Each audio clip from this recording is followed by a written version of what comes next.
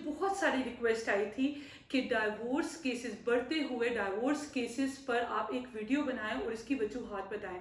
आज जिस टॉपिक को हम हाईलाइट करने जा रहे हैं वो हमारे माशरे की एक बहुत बड़ी ज़रूरत बन चुकी है, और उसको जानना, उसके हकाइक जानना और उससे ओवरकम करना, उससे निकलना कैसे, ये बहुत ज़रूरी है। मेरा नाम है आमना अहमद और देख रहे हैं अपना यूट्यूब चैनल आमना अहमद ऑफिशियल।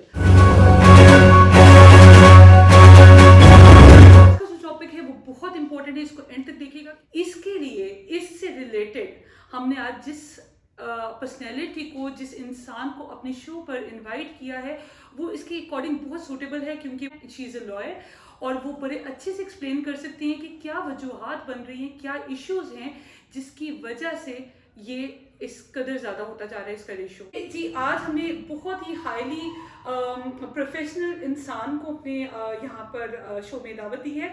वो जी एडवोकेट है गजादा अदनान राजपूत उनका नाम है। 14 इयर्स का जी इनका एक्सपीरियंस है हाई कोर्ट का। फैमिली केसेस को डील करती हैं। Welcome ma'am. Thank you. How are you? Fine. Thank you. मैं मशहूर हूँ कि आपने मुझे टाइम दिया है। And thank you so much ma'am for coming, क्योंकि ये इनके साथ मेरा सेकंड शो है। फर्स्ट शो आप लोगों ने बहुत पसंद किया था, उसके बाद कुछ टाइमिंग ऐसी होगी, लेकिन ये वाला मैम एक ऐसा इशू था कि मुझे लगा कि ये डेफिनेटली मुझे आपसे करवाना है और इससे आपकी राय लेनी है, क्योंकि आप ऑलरेडी इस फील्ड में हैं। तो प्लीज़ मेरे ऑडियंस से पहले कुछ थोड़ा सा स्टार्टअप करें, तो उसके बाद फिर हम लोग इस पे डायरेक्ट आते हैं। बिल्कुल ऐसे ही है, आजकल बहुत ज़्यादा ये इशू बढ़ गया हुआ है। डिवोर्स केसेस, हुले के केसेस, और मैं खुद फैमिली केसेस की एक्सपर्ट हूँ। और मोस्टली मेरे पास ऐसे ही केसेस आते हैं कि मैं देखती हूँ कि कैसे ये लोग कितना बर्दाश्त कर चुके हैं और एट द एंड वो लोग घर से डिसाइड करके आते हैं कि हमने डिवोर्स ही ले लिया है। मैम मैं आपसे ये पूछना चाह रही, जो कि मेरी ऑडियंस, मुझे क्योंकि इसकी बड़ी रिक्वेस्ट आई थी, जो कि ऑडियंस का क्वेश्चन है, मैम वजूहात क्या है इतनी डाइवोर्स केसेस की जो रेशियो ज़्यादा हो रही है, क्या वजह है, कहाँ गलती है? वजूहात ये है कि सम टाइम तो फीमेल्स की तरफ से मिस्टेक्स आती हैं कि वो जल्दबाजी कर लेती हैं, ठीक है। और सम टाइम मेल्स की तरफ से ये आती हैं कि अदम बर्दाश्त उनमें बहुत ज़्यादा होती है। तो मेरे पास मोस्टली ऐसे केसेस आए हैं जिनमें शादी को 2 माह 3 माह होते हैं तो वो लोग खुले की तरफ आ जाते हैं। पहले तो सबसे पहले मैम, खुला और डाइवोर्स में फ़र्क क्या है, डिफरेंस क्या है? खुला ही होता है जब कोई फीमेल कोर्ट में आती है और वो आके ये स्टेटमेंट रिकॉर्ड करवाती है कि मैंने किसी भी सूरत अपने हस्बैंड के साथ नहीं रह सकती, नहीं रहना। तो इस सूरत में कोर्ट उसको डिग्री दे देती है कि वो सेपरेट रहेगी और उनका जो निकाह है वो ख़त्म हो जाता है, ठीक है। लेकिन हस्बैंड के पास ये राइट होता है कि वो जब चाहे दोबारा निकाह करके उसको अपने घर ले मतलब ला सकता है। और डिवोर्स जो होती है, तलाक होती है, वो हस्बैंड की तरफ से होती है। वो हस्बैंड अपनी वाइफ को दे देता है और वो भी 90 डेज में उसमें अगर उनमें आपस में समझौता हो जाता है, सुलह हो जाती है तो वो आबाद रहते हैं। अदरवाइज उसकी जब तलाक मुसर हो जाए तो फिर वो जहाँ चाहे शादी कर सकती है। ठीक हो गया। अच्छा मैम, एक चीज़ और मेरे ऑडियंस बहुत मेरा ख्याल है पूछना चाह रही होगी, उनके जेब में क्वेश्चन भी होगा। मैम जब डाइवोर्स हो जाती है, बच्चे अगर होते हैं, मैम बच्चों का क्या सिलसिला है, वो किस तरह उसको कोर्ट देखती है और क्या उसके कॉन्सिक्वेंसेज होते हैं? वेलफेयर ऑफ माइनर्स कोर्ट ने देखना होता है, ठीक है। अगर एक औरत का अच्छा माहौल नहीं है, वो बीमार है, ऐसी बीमारी है उसको कि वो बच्चों में उनको लग सकती है, या फिर वो घर का माहौल इस तरह से है कि बच्चों का फ्यूचर उसमें खराब हो सकता है, या फिर उस औरत का करैक्टर, मेन चीज़ है उसका करैक्टर अच्छा नहीं है, तो उसमें कोर्ट जो है ना वो कभी भी औरत को बच्चे नहीं देगी। ठीक हो। इसके अलावा 99% बच्चे माँ को ही मिलते हैं। बहुत इंपॉर्टेंट पॉइंट है और समझिए। ठीक हो गया। मैम ने बड़े अच्छे से क्लियर कर दिया कि जी वैसे तो नॉर्मली, बल्कि 99% जैसे उन्होंने बोला है कि ये हक औरत के पास है, माँ के पास है कि बच्चे उसके पास ही रहे, सवाए इन 3 रीजंस के, और जो बड़े स्ट्रॉन्ग और वैलिड रीजंस हैं। तो अगर तो इस पे क्लेम हो जाता है या एक प्रूफ चीज़ उनके पास होती है तो फिर जो है ना बच्चे वालिद के पास, नहीं तो अदरवाइज वालिद के पास रहेंगे। तो मैं इसके पॉजिटिव अगर बात करूं तो एक तरफ से उनका फैसला ठीक होता है कि वो अपनी ज़िंदगी ख़राब नहीं करती। जिनका उन्हें पता चल जाता है कि ये फैमिली या ये हस्बैंड मेरे लायक नहीं है, मैं अपनी ज़िंदगी ख़राब ना करूं, तो एक तरफ से तो वो फैसला ठीक होता है। लेकिन जहाँ पे बच्चे होते हैं, जहाँ पे साल 2 साल 10 साल के बाद बच्चे होते हैं, तो उनके लिए मैं समझती हूँ कि काफ़ी तकलीफ दे बात है ये। मैम उसके बहुत सारे, मैम मैं सिर्फ ये एक बात करना चाह रही कि लिबर्टी इज़ वेरी गुड, आपको इंडिपेंडेंट होना बहुत अच्छा है, लेकिन मैम आपको नहीं लगता कि इसके पीछे जैसे हमारा मीडिया हो गया, हमारे ड्रामे हो गए जिसमें लोग देख के बहुत ज़्यादा इंस्पायर, खासतौर पे हमारी औरतें बहुत ज़्यादा देख के उसको करती हैं, मैम इस सारे में आपको कितना हाथ लगता है कि इन लॉज का हाथ होता है? अब क्या, या आपको लगता है कि सिर्फ हस्बैंड एंड वाइफ की जो है ना वो मसले मसाइल होते हैं जिसकी वजह से बात यहाँ तक पहुँचती है, लेकिन हम लोगों का जो एक दिमाग है या जिस तरह हमारी फितरत है, हम लोग नेगेटिव चीज़ों को ज़्यादा अट्रैक्ट करते हैं, नेगेटिव चीज़ों को हम ज़्यादा पिकअप करते हैं। यहाँ पे भी बहुत इशू आता है, क्योंकि मुझे बहुत सारे लोगों ने ये बात, जब ये टॉपिक आया था कि मीडिया बहुत बड़ा इस पर रोल प्ले करता है, मतलब मीडिया इस सेंस में कि हम लोग इंस्पायर होते हैं, उन चीज़ों को लेके चलते हैं, देखते हैं कि अच्छा शायद ज़िंदगी इतनी ये सारा कुछ करने के बाद आसान है।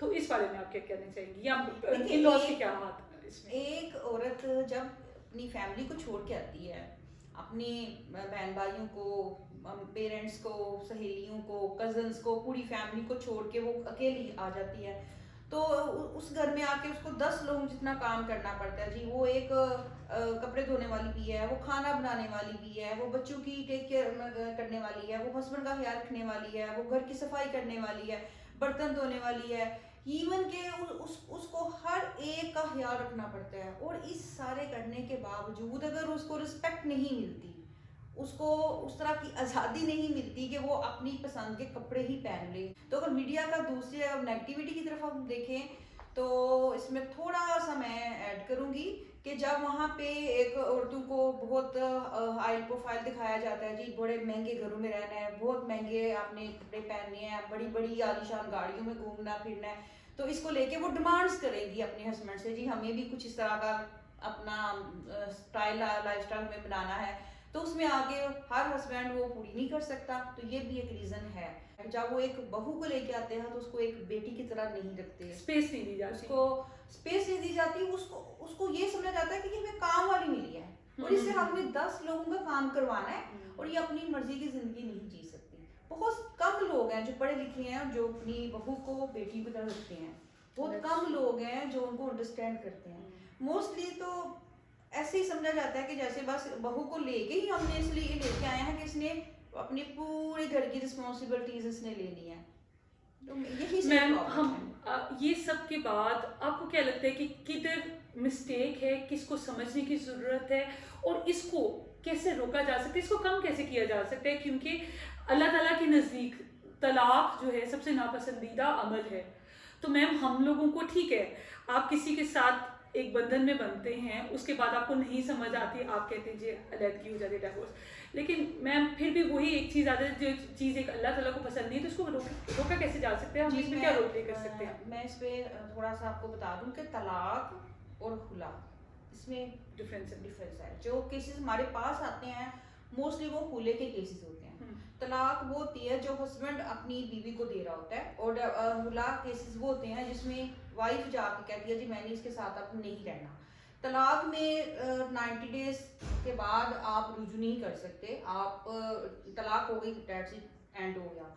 खुला में ये होता है कि जब हस्बैंड चाहे अपनी बीवी को दोबारा रीमैरी कर सकता है, उसको बात कर सकता है, उसकी शराइत पूरी कर सकता है। तो इसमें थोड़ी सी जो है ना एज अ लॉयर मैं बताती चलूँ वहाँ पे कि यहाँ पे थोड़ी फ्लेक्सिबिलिटी होती है, रिलैक्सेशन होती है कि जब एक लड़की खुला लेती है तो आप वहाँ पे जाके उसकी कुछ डिमांड्स को पूरा किया जाए। जैसे वो कहती है जी मैंने अलग घर में रहना है, मुझे अपने इन लॉज के साथ नहीं रहना, उसका राइट है। जैसे कहती है जी मैं अपने बच्चों को अच्छे स्कूल में भेजना चाहती हूँ, तो हस्बैंड कहता है जी मैंने वो नहीं भेजना, वो बाद में उसकी उस शरायत को माना जा सकता है। वो कहती है जी मुझे खर्चा कम मिलता है, इतना खर्चा मिलेगा तो मैं रहूँगी। तो इस तरह की चीज़ें हैं कि इसमें जाके वो सुलह के चांसेस होते हैं। तो तलाक को नो डाउट कि नापसंद किया गया है, इस्लाम में भी नापसंद किया गया है इसको। तो इसमें मर्द की तरफ से तलाक दी जाती है और मैं वहाँ पे भी बहुत ही एक अफसोसनाक बात कहूँगी कि 50 साल 60 साल तक एक औरत अपने हस्बैंड के साथ रहती है, उसकी गर्दारी करती है, उसके सारे काम करती है हस्बैंड के और उसके बच्चों के, उसके पेरेंट्स के, उसके बहन भाइयों के, मतलब कि हर तरह से 10 लोगों जितना काम करके जब वो इस काबिल हो जाती है कि ना उसके ससुराल वाले उसको एक्सेप्ट करे तो ना ही मीके वाले, तो वहाँ जाके उसको तोहफे में तलाक दे दी जाती है। तो मैं भी इसकी मजम्मत करती हूँ कि ये वाकई नापसंदीदा अमल है, नहीं करना चाहिए। औरत जब एक मतलब कि वो दोबारा शादी करने की पोजीशन में भी नहीं होती, तो बहुत सारे केसेस मेरे पास आते हैं जहाँ पे बहुत बंदे को दुख होता है। मैं समझती हूँ कि अगर मियाँ बीवी में अंडरस्टैंडिंग हो, अगर दोनों में एक दोस्ती हो, फ्रेंडशिप हो, एक दूसरे की बात को समझते हो, और वहाँ तलाक की नौयत बहुत कम होती है। तलाक हमेशा से होगी या तो अदम बर्दाश्त आ जाती है या फिर थर्ड पर्सन की एंट्री होती है। जब भी हमने देखा है, मियाँ से मैं अलहदा से क्वेश्चंस करती हूँ तो वो भी ये चाह रहा होता है जी मैं अपना घर आबाद करना चाहता हूँ। अगर बीवी से पूछा जाए तो वो भी चाह रही होती है कि मैं आबाद ही रहना चाहती हूँ, लेकिन क्योंकि इनकी मामा को प्रॉब्लम है, इनकी बहनों को प्रॉब्लम है, तो वहाँ थर्ड पर्सन की जो एंट्री होती है ना, वो एक तकलीफ दे अमर है कि वो दोनों मियाँ बीवी के दरार डाल देते हैं, स्पेस डाल देते हैं। तो अगर दोनों को चाहे तो वो दोनों घर आबाद करना चाहते हैं, तो वो पता नहीं फिर थर्ड लोगों की जो एंट्री होती है उसके अकॉर्डिंग वो उनको खुश करने के लिए शायद वो सेपरेट हो रहे होते हैं।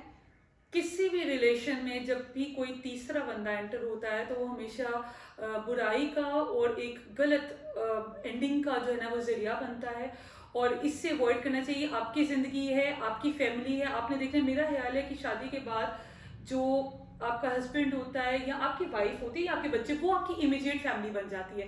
अब आपने उसको लेकर चलना है, उसको लेकर किस तरह चलना है, ये आपकी बहादुरी है कि आप उसको कैसे हर चीज़ को बैलेंस आउट करके चल तो सकते हैं। हम अक्सर ऐसा करते हैं कि हम उन्हें ये कह देते हैं जी अगर आप सेपरेट इसको रखना चाहते हैं अपनी वाइफ को, तो आप इसको रख ले जी, मेरे घर में प्रॉब्लम चलेगी, मेरी माँ नहीं मुझसे मिलेगी। तो मैं इस दौरान उसको यही कहती हूँ, मैं कहती हूँ माँ मिलेगी जब आप खुश रहोगे ना, तो वो माँ है, उसने आ ही जाना है, बीवी दोबारा आपको ऐसी नहीं मिलेगी। तो आप इसको मैं हमेशा से मैम हाँ। एक चीज़ आती है कि माँ बेशक ये शायद वो चीज़ें इसमें करती है कि अपने बेटे की मोहब्बत में, लेकिन वो ये नहीं सोचती कि बेटे को जो ज़हनी अजियत हो रही है या वो जिस मुश्किल दौर से गुजर रहा है उसके लिए आसान नहीं होता। दोनों तरफ आदमी पे मुझे लगता है ज़्यादा जिम्मेदारी होती है, उसने दोनों तरफ देखना बहुत होता है। जिम्मेदारी है। इधर भी उसने, इधर से भी जूतियाँ खानी होती हैं और उधर से भी खानी होती हैं, और उसमें उसे बैलेंस आउट कैसे करना है, ये सही मर्द की एक निशानी होती है कि उसमें से वो कैसे निकल जाए। शुरू के मेरा ख्याल है कि 2-3 साल बड़े मुश्किल होते हैं, अगर वो आप किसी तरह स्मूथली गुजार लें, मुश्किल से भी होके, लेकिन आप जुड़ के अगर रहते हैं तो फिर आगे काफ़ी अंडरस्टैंडिंग हो जाती है ना, बेहतर हो जाती हाँ। है। अच्छा मैम, अब ये जैसे खुला का आ गया, अब ज़्यादा ये होता है कि डाइवोर्सेस में आपके पास तो बहुत सारे ऐसे केसेस जैसे आपने डिस्कस किया, 2 माह हुए, 3 माह हुए, चलें वो समझ में आती है। मैम जब बच्चे हो जाते हैं, बहुत ज़्यादा सफ़र करते हैं समझ से बाहर, बहुत केसेस मेरे अपने नज़र में भी ऐसे हैं कि बच्चों ने उसके बाद माँ के पास रहना है, बाप के, उनकी जो पर्सनैलिटी है हमारे इस सब में, अपनी लड़ाइयों में और सारा कुछ, इंसान ये नहीं सोचता कि जब एक घर बर्बाद होता है वो एक घर नहीं बर्बाद होता, कितनी चीज़ें, कितनी नस्लें आगे बर्बाद होती हैं। तो मैम ये इसके बारे में क्या कहना चाहेंगी? बिल्कुल ऐसे ही है, जब मियाँ बीवी पैदा हो रहे होते हैं तो अल्टीमेटली जो कंसिक्वेंसेस हैं वो बच्चे ही बर्दाश्त कर रहे होते हैं।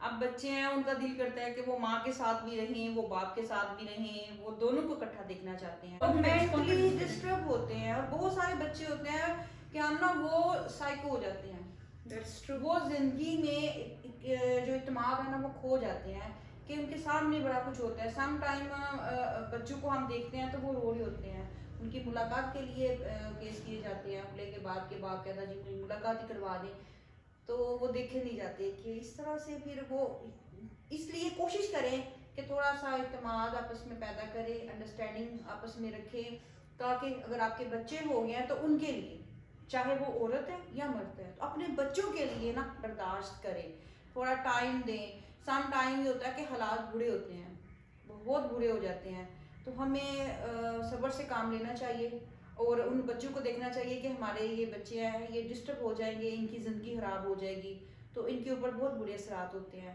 तो एज अ फीमेल मैं अपनी तमाम बहनों को, अपनी बेटियों को यही मशवरा दूंगी कि इस तरह के मामला, घर में अक्सर लड़ाई झगड़ा होता है, तो अपने बच्चों के लिए थोड़ा बर्दाश्त किया करें, और कोर्ट्स की तरफ अगर आना भी होता है तो कोशिश किया करें कि एंड देख के ही आए।